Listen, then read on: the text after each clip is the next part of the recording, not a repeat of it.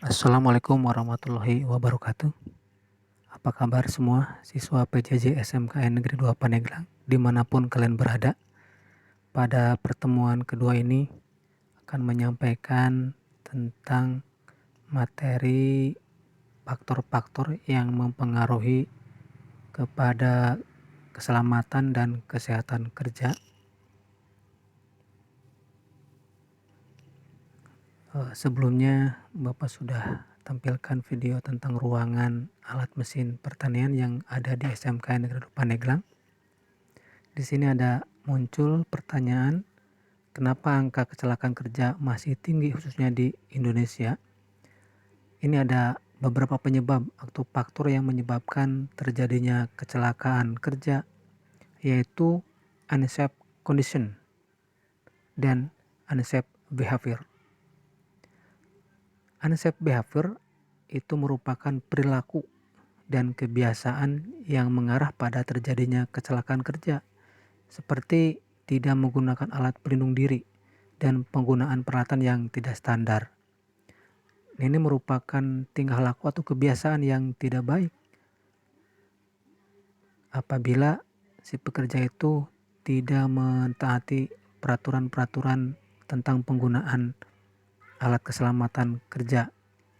Salah satu contohnya adalah menggunakan motor atau berkendaraan dengan motor tidak menggunakan alat pelindung seperti helm, jaket, sepatu, dan yang lainnya. Sehingga apabila terjadi kecelakaan ya fatal bagi si pengendara itu sendiri. Kemudian yang kedua itu tentang unsafe condition, merupakan kondisi lingkungan kerja. Ini sangat berpengaruh terhadap keselamatan dan kesehatan kerja. Apabila kondisi ruang kerjanya tidak memadai, ya ini sangat berpengaruh terhadap keselamatan kerja. Siswa-siswi PJJ SMKN Pandeglang dimanapun kalian berada, ini ada beberapa faktor yang mempengaruhi terhadap keselamatan dan kesehatan kerja. Yang pertama ini faktor manusia atau usernya. Ini faktor manusia ini dipengaruhi oleh yang pertama faktor umur. Nah, ini faktor umur.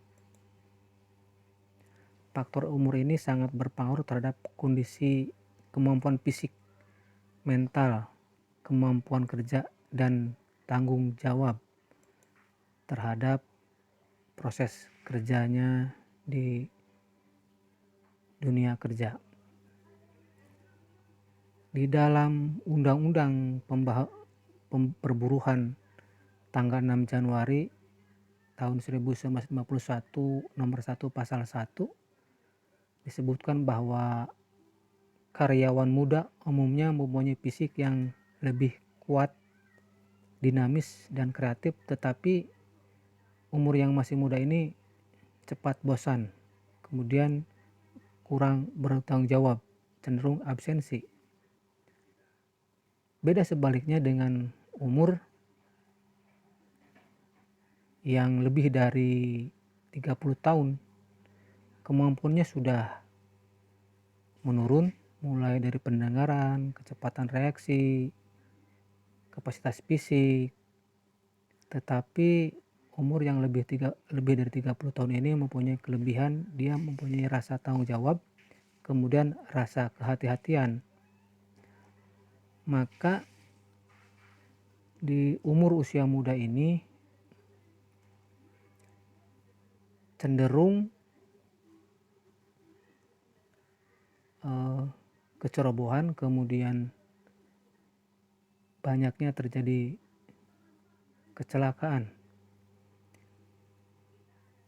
Sebaliknya dengan usia lebih dari 30 tahun, dia lebih berhati-hati, tahu adanya resiko kecelakaan, sehingga dapat mengurangi tentang keselamatan kerja.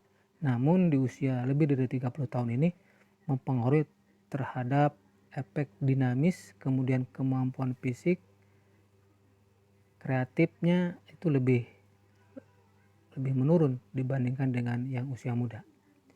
Kemudian faktor yang kedua mengenai manusianya, usernya itu jenis kelamin. Nah, di sini jenis kelamin itu ada pria dan wanita, ini sangat berbeda. Berbedanya adalah dari mulai pekerjaannya, kemudian alat yang digunakan, termasuk kesehatan dan fisiologi sangat berbeda. Untuk wanita ini mempunyai kerawanan tentang fisiologis, kemudian tentang kesehatan itu lebih banyak daripada pria. Makanya harus ada penyesuaian antara pria dan wanita. Ini sangat berpengaruh terhadap keselamatan dan kesehatan kerja. Kemudian yang ketiga, ini masa kerja.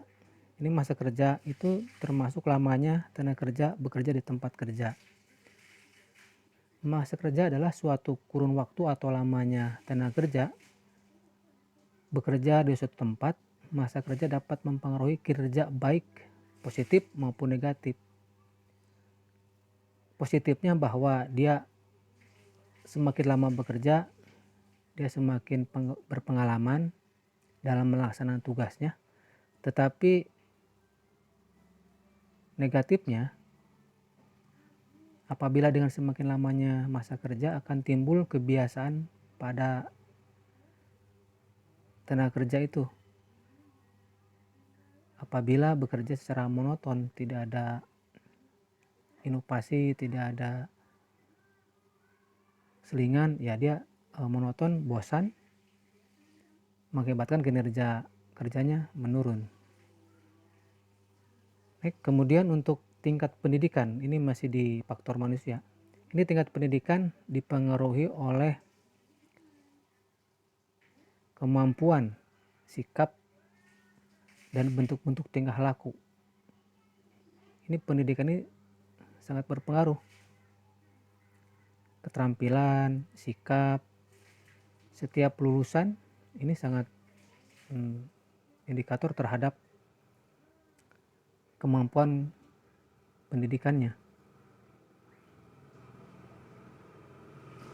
Lebih tinggi pendidikan ya diharapkan kemampuan sikap dan tingkah lakunya ya lebih baik dengan tingkat pendidikan yang di bawahnya. Sehingga apabila tenaga kerja melalui pendidikannya lebih tinggi, ya kemampuan untuk keselamatan kesehatan kerjanya ya lebih tinggi. Kemudian yang faktor manusia yang berikutnya itu tentang perilaku. Ini perilaku itu adalah faktor individual yang sangat mempengaruhi terhadap tingkat kecelakaan. Sikap terhadap kondisi kerja, kecelakaan dan praktik kerja yang aman bisa menjadi hal yang penting karena ternyata lebih banyak persoalan yang disebabkan oleh pekerja yang ceroboh dibandingkan dengan mesin-mesin atau karena ketidakpedulian karyawannya. Jadi banyak tingkah perilaku yang ceroboh ini mengakibatkan kecelakaannya itu sendiri. Contoh dalam hal berkendara bermotor ya ini apabila dia perilakunya ugal-ugalan ya itu akan membahayakan diri sendiri dan orang lain, termasuk penggunaan alat mesin pertanian. Di dalam traktor juga kalau perilakunya yang kurang baik ya itu sangat membahayakan diri sendiri termasuk orang lain. Kemudian faktor yang kedua mempengaruhi terhadap keselamatan kesehatan kerja itu lingkungan atau tempat kerjanya itu sendiri. Ini dipengaruhi oleh kebisingan. Kalau tempat kerja membutuhkan yang sepi, yaitu lingkungan yang tidak boleh bising. Kemudian yang kedua, kalau dalam keadaan bising, pengelasan, kemudian traktor itu ada suara-suara ya kita harus melindungi telinga dari kebisingan. Kemudian yang kedua tentang kelembaban udara atau suhu udara. Suhu udara yang nyaman untuk dunia kerja ini 24 sampai 27 derajat Celcius.